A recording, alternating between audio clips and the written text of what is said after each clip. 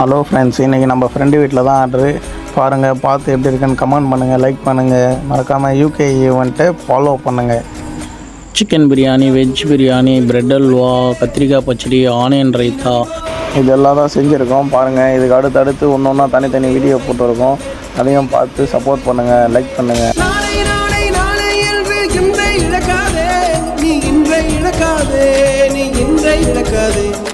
இன்றை விதித்தால் நாளை முளைக்கும், அதை நீ மறக்காதே. நீ அதை நீ மறக்காதே.